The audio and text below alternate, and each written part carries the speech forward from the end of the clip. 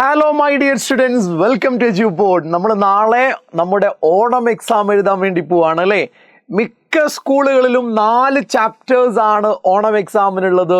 Solutions, electrochemistry, chemical kinetics and D&F block elements അല്ലേ. ചില സ്കൂളുകളിലെങ്കിലും കോർഡിനേഷനും കൂടെ പഠിക്കാൻ പറഞ്ഞിട്ടുണ്ട്. അവർ അതും കൂടെ നന്നായി പഠിച്ച് ഫുൾ മാർക്ക് വാങ്ങാൻ വേണ്ടി തന്നെ ശ്രമിക്കണം. ഇനി മക്കളെ, ഈ ഒരു ഷോർട്ട് വീഡിയോയിൽ ഞാൻ ഇൻക്ലൂഡ് ചെയ്തിട്ടുള്ളത് കെമിക്കൽ കൈനറ്റിക്സ് എന്ന് പറയുന്ന ചാപ്റ്ററിൽ എപ്പോഴും ചോദിക്കാറുള്ള ഒരു 5 ക്വസ്റ്റ്യൻസ് ആണ്. ഓക്കെ, നമ്മൾ ഇന്നലെ ഈ ചാപ്റ്ററിലുള്ള കംപ്ലീറ്റ് ക്വസ്റ്റ്യൻസ് ഡിസ്കസ് ചെയ്തിട്ടുണ്ട്. ഇന്ന് വൈകിട്ട് നമ്മൾ ഒന്നുകൂടെ എല്ലാ ക്വസ്റ്റ്യൻസും ഡിസ്കസ് ചെയ്യും. എന്നാലും അതിൻ്റെ മുന്നേ കെമിക്കൽ കൈനറ്റിക്സിൽ മക്കളൊന്ന് ശ്രദ്ധിക്കേണ്ട ഒരു 5 ക്വസ്റ്റ്യൻസ് ആണ്. ഇത് നിങ്ങൾക്ക് അറിയുന്നത് തന്നെയാണ്. ആർക്കെങ്കിലും അറിയാത്തതുണ്ടെങ്കിൽ ഈ ഒരു വീഡിയോയുടെ കൂടെ അത് ക്ലിയർ ചെയ്യണം. ഏതാണ് ആ ക്വസ്റ്റ്യൻസ്? ഒന്ന്, ഓർഡറും മോളിക്കുലാരിറ്റിയും തമ്മിലുള്ള ഡിഫറൻസ് ആണ്. എപ്പോഴും ചോദിക്കാറുള്ള ഒരു ക്വസ്റ്റ്യൻ ആണ്. മക്കൾക്ക് അത് അറിയാമെന്ന് ഞാൻ വിചാരിക്കുന്നു. എന്തായാലും ഞാനൊന്ന് പറഞ്ഞു തരാം. ഇനി രണ്ടാമത്തത്, നമ്മുടെ ഫസ്റ്റ് ഓർഡർ റിയാക്ഷന്റെ T½ കാണാൻ, ഹാഫ് ലൈഫ് കാണാനുള്ള ഇക്വേഷൻ നമുക്കറിയാം. എന്താ? T½ is equal to 0.693 divided by K. പക്ഷെ അതിന്റെ ഡെറിവേഷൻ ചോദിക്കാറുണ്ട്. അത് നമ്മൾ പഠിക്കേണ്ടതായിട്ടുണ്ട്. പിന്നെ മക്കളെ നോക്കൂ, റേറ്റ് കോൺസ്റ്റന്റിന്റെ യൂണിറ്റ് നമുക്കറിയാം. ഏത് ഓർഡർ റിയാക്ഷൻ ആണെങ്കിലും റേറ്റ് കോൺസ്റ്റന്റിന്റെ യൂണിറ്റ് പറയാൻ ഒരു ജനറൽ റെപ്രസെന്റേഷൻ ഉണ്ട്. നമുക്കത് പഠിക്കാം. പിന്നെ എന്താടാ, സ്യൂഡോ ഫസ്റ്റ് ഓർഡർ റിയാക്ഷനും അതിന്റെ എക്സാമ്പിളും അറിയണം. പിന്നെയോ, അറീനിയസ് ഇക്വേഷൻ എപ്പോഴും ചോദിക്കാറുണ്ട്. ഇത് മാത്രമല്ല കേട്ടോ ഈ ചാപ്റ്ററിലുള്ളത്. ഈ ചാപ്റ്ററിൽ റിപ്പീറ്റ് ചെയ്ത് ചോദിക്കുന്ന ഒരു 5 ക്വസ്റ്റ്യൻ ഞാൻ എടുത്തു എന്നേ ഉള്ളൂ. ബാക്കിയുള്ള ക്വസ്റ്റ്യൻസ് ഒക്കെ ഇന്ന് വൈകിട്ടുള്ള ലൈവിൽ നമ്മൾ ഡിസ്കസ് ചെയ്യും. ഓക്കെ, തുടങ്ങാം നമുക്ക്. ഫസ്റ്റ് ക്വസ്റ്റ്യൻ എന്താ? Order and molecularity. ഓർഡറും മോളിക്കുലാരിറ്റിയും തമ്മിലുള്ള ഒരു 3 ഡിഫറൻസ് മക്കൾ പഠിക്കാൻ വേണ്ടി ശ്രമിക്കണം. ഒന്ന്, ഓർഡർ എന്താ? റേറ്റ് ലോ എക്സ്പ്രഷനിലുള്ള റിയാക്റ്റന്റ് മോളിക്യൂൾസിന്റെ പവറിന്റെ സമ്മാണ് എന്ത് എന്ന് പറയുന്നത്? ഓർഡർ എന്ന് പറഞ്ഞാൽ sum of powers of the concentration term in the rate law equation ആണ്. അതൊക്കെ ഓർമ്മയുണ്ടാവും. രണ്ടെന്താ? മൊളിക്കുലാരിറ്റി എന്ന് പറഞ്ഞാൽ എന്താ? അങ്ങനെയാണോ? അല്ല. ബാലൻസ്ഡ് കെമിക്കൽ ഇക്വേഷനിലുള്ള total reacting species, total number of reactant species collide simultaneously in a reaction. ഇങ്ങനെ പറഞ്ഞിട്ടില്ലെങ്കിലും ഒരു ബാലൻസ്ഡ് കെമിക്കൽ ഇക്വേഷനിലുള്ള total number of reacting species ആണ് മോളിക്കുലാരിറ്റി എന്ന് പറഞ്ഞാൽ അത് കറക്റ്റ് സ്റ്റേറ്റ്മെന്റ് ആണ്. അതിനൊരു പ്രശ്നവും തന്നെ ഇല്ല. റെഡി? ഇനി മക്കളെ നോക്കൂ, ഓർഡർ ഒരു എക്സ്പെരിമെന്റൽ ക്വാണ്ടിറ്റി ആണ്. മോളിക്കുലാരിറ്റി ഒരു തിയററ്റിക്കൽ ക്വാണ്ടിറ്റി ആണ്. ഇനി ഓർഡറിന്റെ പ്രത്യേകത എന്താണെന്നറിയോ? ഓർഡർ വേണമെങ്കിൽ 0 ആവാം, ഓർഡർ വേണമെങ്കിൽ ഫ്രാക്ഷണൽ ആവാം, അങ്ങനെയൊക്കെ ആവാം ഓർഡർ. പക്ഷെ മോളിക്കുലാരിറ്റി ഒരിക്കലും 0 ആവില്ല. മോളിക്കുലാരിറ്റി ഒരിക്കലും ഫ്രാക്ഷണൽ വാല്യൂസ് ആവില്ല. അതെപ്പോഴും പോസിറ്റീവ് വോൾ നമ്പേഴ്സ് ആണ് ഉണ്ടാവുക. നോക്കൂ മക്കളെ, ഓർഡർ 0 ആവാം, ഫ്രാക്ഷൻസ് ആവാം. ഒരിക്കലും മോളിക്കുലാരിറ്റി 0 ആവില്ല, ഫ്രാക്ഷൻസ് ആവില്ല. അതെപ്പോഴും പോസിറ്റീവ് വോൾ നമ്പേഴ്സാ. 3 ഡിഫറൻസ് ആയില്ലേ? അത് പഠിക്കുക. വേണമെങ്കിൽ ഒരു പോയിന്റും കൂടെ നിങ്ങൾ നോട്ട് ചെയ്ത് വെച്ചോ. ഓർഡർ നമുക്ക് എലമെന്ററി റിയാക്ഷനിലും അപ്ലൈ ചെയ്യാൻ കഴിയും, കോംപ്ലക്സ് റിയാക്ഷനിലും അപ്ലൈ ചെയ്യാൻ കഴിയും. ഒരു റിയാക്ഷനിൽ നടക്കുന്ന റിയാക്ഷനാണ് എലമെന്ററി റിയാക്ഷൻ. ഒന്നിൽ കൂടുതൽ സ്റ്റെപ്പുകൾ ഉണ്ടെങ്കിൽ അത് കോംപ്ലക്സ് റിയാക്ഷനാ. 2 സ്ഥലത്തും എന്ത് അപ്ലൈ ചെയ്യാൻ കഴിയും? ഓർഡർ അപ്ലൈ ചെയ്യാൻ കഴിയും. എന്നാൽ മോളിക്കുലാരിറ്റി മക്കളെ അങ്ങനെയല്ല. മോളിക്കുലാരിറ്റി എലമെന്ററി റിയാക്ഷനിൽ മാത്രമാണ് അപ്ലൈ ചെയ്യാൻ കഴിയുക. ഇങ്ങനെ പ്രധാനപ്പെട്ട 4 ഡിഫറൻസുകൾ ആർക്കുണ്ട്? ഓർഡറിനും മോളിക്കുലാരിറ്റിക്കും ഉണ്ട്. ഈ വീഡിയോ കാണുന്ന മെജോറിറ്റി ഓഫ് സ്റ്റുഡൻസും ഇത് പഠിച്ചവരായിരിക്കും, എനിക്ക് ഉറപ്പാ. എന്നാൽ ആരെങ്കിലും മക്കളെ അത് പഠിക്കാത്തവരുണ്ടെങ്കിൽ അത് കൃത്യമായി പഠിച്ചു വെച്ചോ. നാളത്തെ ക്വസ്റ്റ്യൻ പേപ്പറിൽ അത് കാണാനുള്ള സാധ്യത കൂടുതലാണ് എന്നുള്ളത് കൊണ്ടാണ്. റെഡിയാണല്ലോ പറഞ്ഞ്? യെസ്. ഇനി നോക്കടാ, ഫസ്റ്റ് ഓർഡർ റിയാക്ഷന്റെ T½ ഡെറിവേഷൻ. മക്കളെ, ആദ്യം തന്നെ നമ്മൾ പഠിക്കേണ്ടത് ഫസ്റ്റ് ഓർഡർ റിയാക്ഷന്റെ ഇന്റഗ്രേറ്റഡ് റേറ്റ് ലോ എക്സ്പ്രഷൻ ആണ്. അത് സെപ്പറേറ്റ് ആയി തന്നെ ഒരു മാർക്കിന് ചോദിക്കുന്ന ക്വസ്റ്റ്യനും കൂടെയാ. എന്താണത്? നമുക്കറിയാം K = 2.303 by T log R0 by R. R0 by R. ഇതാണ് ഫസ്റ്റ് ഓർഡർ റിയാക്ഷന്റെ ഇന്റഗ്രേറ്റഡ് റേറ്റ് ലോ എക്സ്പ്രഷൻ. ഒന്ന് കണ്ണടച്ച് പറഞ്ഞേടാ. K is equal to 2.303 by T log R0 by R. ഓരോ ടേമുകളും അറിയണം. അത് മറ്റൊരു ക്വസ്റ്റ്യൻ ആയിട്ട് തന്നെ ചോദിക്കാറുണ്ട്. എന്താ K? Rate constant. എന്താ T? ടൈം ആണ്. എന്താണ് R0? Initial concentration of reactants ആണ്. എന്താ R? Concentration of reactants at time T ആണ്. അല്ലേ? ഇനി നോക്കടാ, നമുക്ക് ടി ഹാഫ് അല്ലേ വേണ്ടത്. ഇങ്ങനെ ഓരോ സ്റ്റെപ്പും പറയേണ്ട കാര്യമില്ല കേട്ടോ ശരിക്ക്. പക്ഷെ അറിയാത്ത ആരെങ്കിലും ഉണ്ടെങ്കിൽ ക്ലിയർ ആവാൻ വേണ്ടി പറയാണ്. എന്താ ഇവിടെ ചെയ്യുന്നതെന്ന് അറിയോ? ടീനെ അങ്ങോട്ട് കൊണ്ടുപോകുന്നു, കേനെ താഴോട്ട് എടുക്കുന്നു. അപ്പൊ നമുക്ക് എന്താ കിട്ടുക? T is equal to 2.303 by K. T അങ്ങോട്ട് പോയി, K താഴത്തേക്ക് വന്നു. Log R0 by R. R0 by R. ഇനി മക്കളെ നമുക്ക് T ആണോ വേണ്ടത്? അല്ല, നമുക്ക് T ഹാഫ് ആ വേണ്ടത്, ഹാഫ് ലൈഫ് ആ വേണ്ടത്. അപ്പൊ T മാറ്റി നമ്മൾ എന്തെഴുതാണ്? T ഹാഫ് എന്ന് എഴുതാണ്. അപ്പൊ 2.303ക്ക് മാറ്റമില്ല, റേറ്റ് കോൺസ്റ്റന്റ് Kക്ക് മാറ്റമില്ല, ലോഗിന് മാറ്റമില്ല. എന്തിനാ പിന്നെ മാറ്റം ഉണ്ടാവുന്നത്? R0 മാറോ? ഇനീഷ്യൽ കോൺസെൻട്രേഷൻ ഒരിക്കലും മാറില്ല. ഇനീഷ്യൽ കോൺസെൻട്രേഷൻ എപ്പോഴും അങ്ങനെ തന്നെയാ. പിന്നെ ആരാടാ മാറുന്നേ? R. ഈ ടി ഹാഫ് എന്ന് പറഞ്ഞാൽ റിയാക്ഷൻ പകുതിയാവാൻ എടുക്കുന്ന സമയമോ? റിയാക്ഷൻ പകുതിയാവുക എന്ന് പറഞ്ഞാൽ ഇനീഷ്യൽ കോൺസെൻട്രേഷൻ നേരെ പകുതിയാവുക എന്നല്ലേ? അപ്പൊ ഇനീഷ്യൽ കോൺസെൻട്രേഷൻ പകുതിയാവുക എന്ന് പറഞ്ഞാൽ R0/2 എന്നാ പറയേണ്ടത്. R0/2. മക്കളും നോക്ക്, ഞാൻ ഇന്ന് ശ്രദ്ധിക്കണേ. ലോഗ് കഴിഞ്ഞാൽ പിന്നെ ആരാ? ന്യൂമറേറ്ററിൽ R0 ആണുള്ളത്. R0 എന്ന് പറഞ്ഞാൽ R0/1. എന്തിന്റെയും ഡിനോമിനേറ്ററിൽ 1 കൊടുക്കാലോ നമുക്ക്. ആണ്. താഴെ ആരാളുള്ളത്? താഴെ R0/2. നമുക്കിത് ക്രോസ് മൾട്ടിപ്ലൈ ചെയ്യാം. എങ്ങനെ ക്രോസ് മൾട്ടിപ്ലൈ ചെയ്യാ?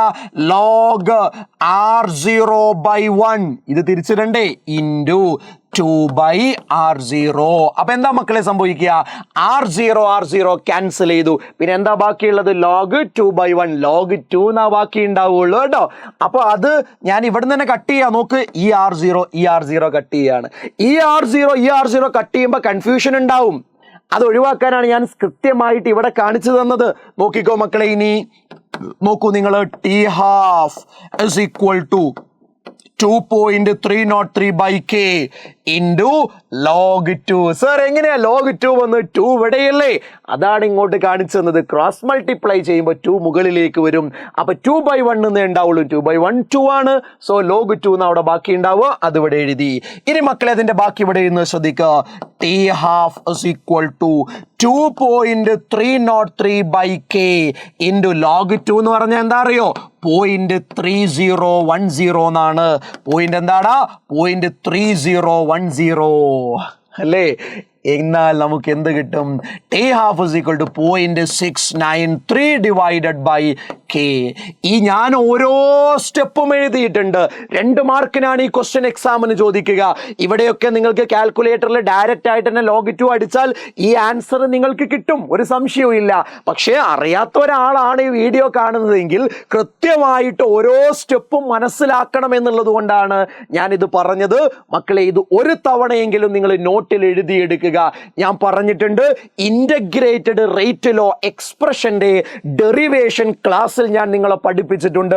പക്ഷെ എക്സാമിന് അത് ഡിറൈവ് ചെയ്യാൻ ചോദിക്കാറില്ല. എക്സാമിന് ഡിറൈവ് ചെയ്യാൻ ചോദിക്കാറുള്ളത് ഫസ്റ്റ് ഓർഡർ റിയാക്ഷന്റെ ഹാഫ് ലൈഫ് കാണാനുള്ള ഇക്വേഷൻ ആണ്. അതുകൊണ്ട് തന്നെ നല്ല നീറ്റായിട്ട് മക്കൾ അത് എഴുതി പഠിക്കണം. അത് പ്രാക്ടീസ് ചെയ്യാനും നിങ്ങൾ ശ്രദ്ധിക്കേണ്ടതുണ്ട്. എഴുതി പഠിച്ചാൽ പോരാ, അത് പ്രാക്ടീസ് ചെയ്യാനും മക്കളെ നിങ്ങൾ എന്ത് ചെയ്യേണ്ടതുണ്ട്? ശ്രദ്ധിക്കേണ്ടതുണ്ട്. ഇമ്പോർട്ടന്റ് ആയിട്ടുള്ള കാര്യമാണ് പറയുന്നത്. യെസ്. അപ്പോൾ ഈ ക്വസ്റ്റ്യന്റെ 2 മാർക്കും നമുക്ക് കിട്ടി അല്ലേ? നോക്കടാ, ഈ ക്വസ്റ്റ്യൻ ഉണ്ടല്ലോ, എന്ത്?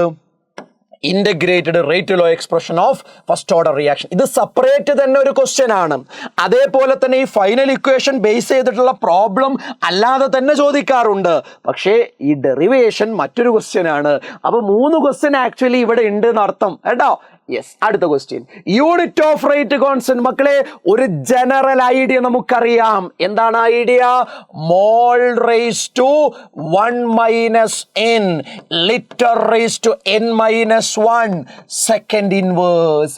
ഇതാണ് ജനറൽ ആയിട്ടുള്ള റെപ്രസെന്റേഷൻ അല്ലേ മക്കളെ? ഇവിടെ n എന്ന് പറഞ്ഞാൽ എന്താ?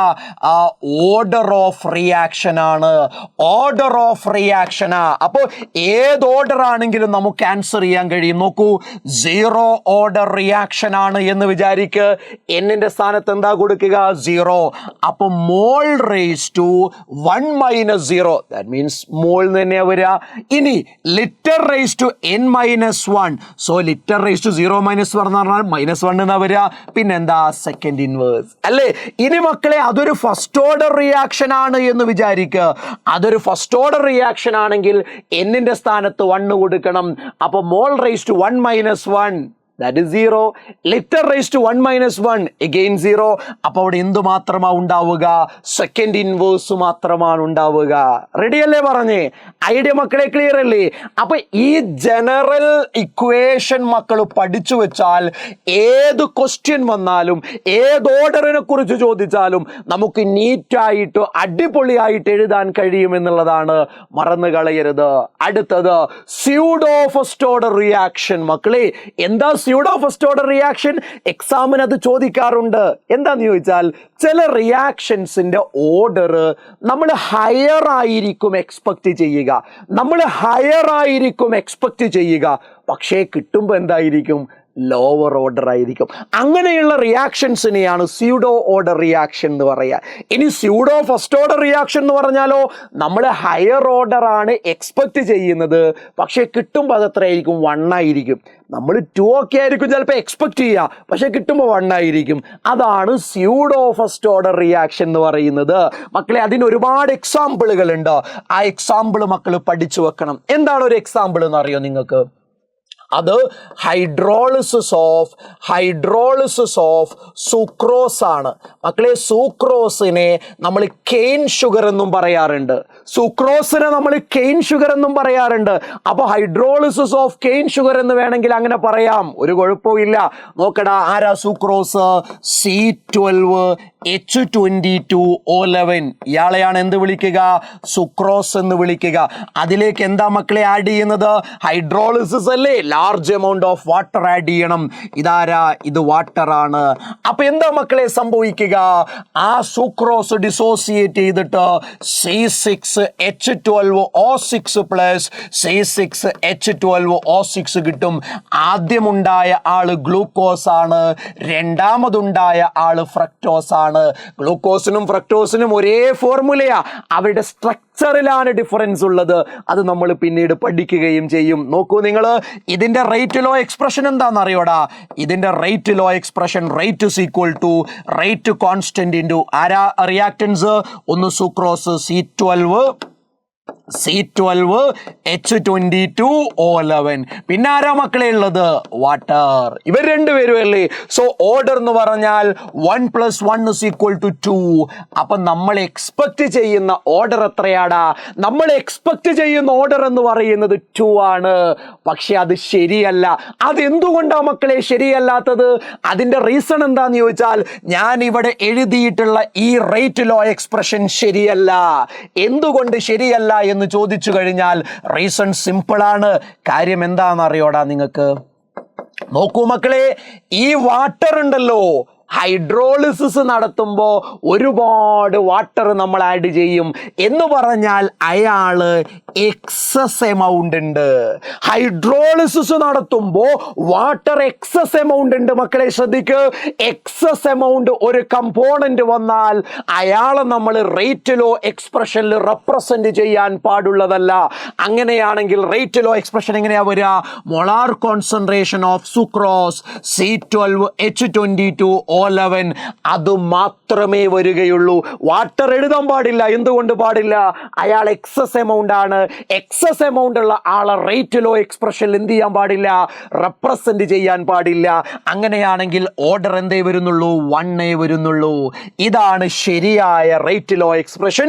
ഇതാണ് ശരിയായ ഓർഡർ. മക്കളൊന്ന് പറഞ്ഞേടാ, ഇവിടെ നമ്മൾ എക്സ്പെക്ട് ചെയ്യുന്ന ഓർഡർ എന്ന് പറയുന്നത് 2 ആണ്. നമുക്ക് കിട്ടിയ ഓർഡർ എന്ന് പറയുന്നത് 1 ആണ്. ഇതിനെയാണ് സ്യൂഡോ ഫസ്റ്റ് ഓർഡർ റിയാക്ഷൻ എന്ന് പറയാ. എക്സ്പെക്ട് ചെയ്യുന്നത് 2 ആണ്, കിട്ടിയത് 1 ആണ്. ഓക്കെ, അതാണ് സ്യൂഡോ ഫസ്റ്റ് ഓർഡർ റിയാക്ഷൻ. മക്കളെ ശ്രദ്ധിക്കണം.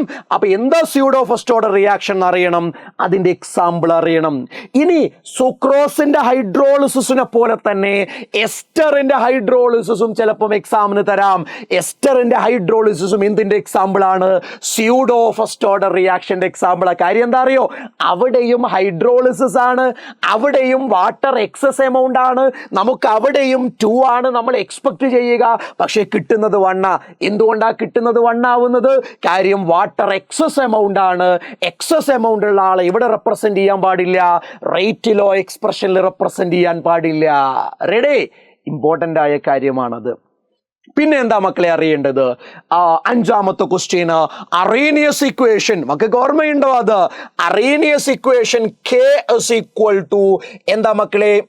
A into e raised to minus EA by RT. ഇതിനെയല്ലേ നമ്മൾ അറേനിയസ് ഇക്വേഷൻ എന്ന് പറയാ? ആണ്. ഇതിനെ അറേനിയസ് ഇക്വേഷൻ എന്ന് പറയുക. ഇവിടെ K എന്താടാ? K എന്ന് പറഞ്ഞാൽ റേറ്റ് കോൺസ്റ്റന്റ് ആണ്. K എന്ന് പറഞ്ഞാൽ മക്കളെ റേറ്റ് കോൺസ്റ്റന്റ് ആണ്. A എന്ന് പറഞ്ഞാൽ അറേനിയസ് കോൺസ്റ്റന്റ് ആണ്, അല്ലെങ്കിൽ അറേനിയസ് പാരാമീറ്റർ ആണ് എന്നൊക്കെ പറയാം. അവിടെ EA എന്ന് പറഞ്ഞാൽ ആക്ടിവേഷൻ എനർജി ആണ്. EA എന്താ മക്കളെ?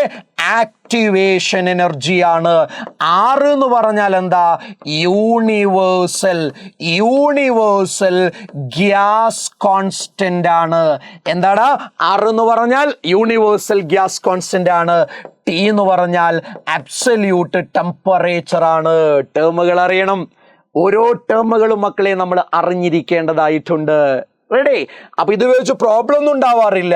പക്ഷെ എന്താണ് ഈ പോയിന്റ് മക്കൾ എന്ത് ചെയ്യേണ്ടതുണ്ട്? അറിഞ്ഞിരിക്കേണ്ടതായിട്ടുണ്ട്. റെഡി? ഇനി മക്കളെ അപ്പൊ 5 ക്വസ്റ്റ്യൻസ് നമ്മൾ പറഞ്ഞു. ഏതൊക്കെ 5 ക്വസ്റ്റ്യൻസ് പറഞ്ഞത്? ഒന്ന്, ഓർഡറും മോളിക്കുലാരിറ്റിയും തമ്മിലുള്ള ഡിഫറൻസ് പഠിക്കേണ്ടതുണ്ട്. അതേപോലെ ഫസ്റ്റ് ഓർഡർ റിയാക്ഷന്റെ ഹാഫ് ലൈഫ് കാണാനുള്ള ഇക്വേഷൻ അറിയണം. ഫസ്റ്റ് ഓർഡറിന്റെ ഇന്റഗ്രേറ്റഡ് റേറ്റ് ലോ ഇക്വേഷൻ അറിയണം. ടി ഹാഫ് കാണാനുള്ള ഇക്വേഷൻ ഡിറൈവ് ചെയ്യാൻ നമ്മൾ പഠിക്കേണ്ടതുണ്ട്. പിന്നെ മക്കളെ ഏത് ഓർഡർ റിയാക്ഷൻ ആണെങ്കിലും അതിന്റെ റേറ്റ് കോൺസ്റ്റന്റിന്റെ യൂണിറ്റ് പറയാനുള്ള ജനറൽ റെപ്രസെന്റേഷൻ നമ്മൾ പഠിച്ചു. പിന്നെ സ്യൂഡോ ഫസ്റ്റ് ഓർഡർ റിയാക്ഷൻ എന്താ? ഹയർ ഓർഡർ ആണ് എക്സ്പെക്ട് ചെയ്യുക, പക്ഷേ ഓർഡർ 1 ആയിരിക്കും. അതിന്റെ എക്സാമ്പിൾ ആണ് സുക്രോസിന്റെ ഹൈഡ്രോളിസിസും എസ്റ്ററിന്റെ ഹൈഡ്രോളിസിസും ഒക്കെ നമ്മൾ പറഞ്ഞു. കാര്യം എന്താ? വാട്ടർ എക്സസ് ആണ്. എക്സസ് ഉള്ള ആളെ നമ്മൾ എവിടെ യൂസ് ചെയ്യാൻ പാടില്ല? റേറ്റ് ലോ എക്സ്പ്രഷനിൽ യൂസ് ചെയ്യാൻ പാടില്ല. പിന്നെ അറേനിയസ് ഇക്വേഷൻ നമ്മൾ നല്ല നീറ്റായി തന്നെ പറഞ്ഞു. ക്ലിയർ ആണല്ലോ? കൺഫ്യൂഷൻ ഒന്നും ഇല്ലല്ലോ? ഇനി മക്കളെ ഒരൊറ്റ കാര്യം നിങ്ങളോട് ചോദിക്കട്ടെ. ഞാൻ ആക്ടിവേഷൻ എനർജി കാണാൻ പൊതുവേ നമ്മളോട് എക്സാമിന് ചോദിക്കാറുണ്ട് ക്വസ്റ്റ്യന്. അപ്പൊ ഏത് ഇക്വേഷൻ അവിടെ അപ്ലൈ ചെയ്യേണ്ടത്? ആ ഇക്വേഷൻ ആരും മറന്നിട്ടില്ലല്ലോ. ഒന്ന് ഓർത്തേ മക്കളെ. എന്താ അത്? Log K2 by K1 is equal to. ഗ്രാഫിക്കലായിട്ട് ആക്ടിവേഷൻ എനർജി കാണാൻ ചോദിച്ചിട്ടുണ്ട് ഒരു തവണ. ബാക്കിയുള്ള എല്ലാ പ്രാവശ്യവും ഈ ഇക്വേഷൻ ഉപയോഗിച്ചുള്ള പ്രോബ്ലമാ ചോദിച്ചത്.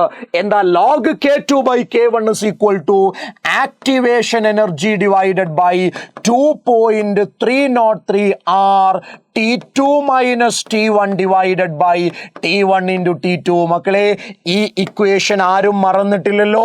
ഈ ഇക്വേഷൻ ആരും മറക്കരുത്. ഇതുപയോഗിച്ച് എക്സാമിന് എന്ത് ചെയ്യാറുണ്ട്?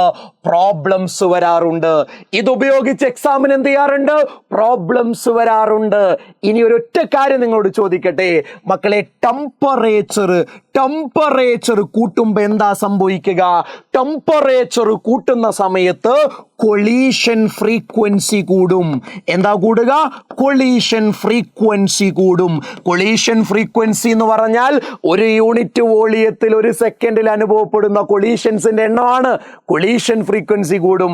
മക്കളെ, കൊളീഷൻ ഫ്രീക്വൻസി കൂടിയാൽ കെമിക്കൽ റിയാക്ഷന്റെ റേറ്റ് എന്ത് ചെയ്യും? കൂടും. ക്വസ്റ്റ്യൻ വന്നിട്ടുണ്ട്. ഇനി മക്കളെ മറ്റൊരു കാര്യം, ഒരു കെമിക്കൽ റിയാക്ഷനിലേക്ക് കാറ്റലിസ്റ്റ് ആഡ് ചെയ്താൽ കാറ്റലിസ്റ്റ് എന്താ ചെയ്യുക? കാറ്റലിസ്റ്റ് ആക്ടിവേഷൻ എനർജി കുറക്കും. ആക്ടിവേഷൻ എനർജി കുറക്കും. എന്നിട്ടോ ആൻഡ് പ്രൊവൈഡ്, ഈ വേർഡ് നോട്ട് ചെയ്യണം, provide an alternative path. Alternative എന്താണ്? Provide an alternative path. Provide an alternative path. ഒരു അൾട്ടർനേറ്റീവ് പാത്ത് പ്രൊവൈഡ് ചെയ്യും. അങ്ങനെ ഇയാൾ കെമിക്കൽ റിയാക്ഷന്റെ റേറ്റ് കൂട്ടുന്നുണ്ട്.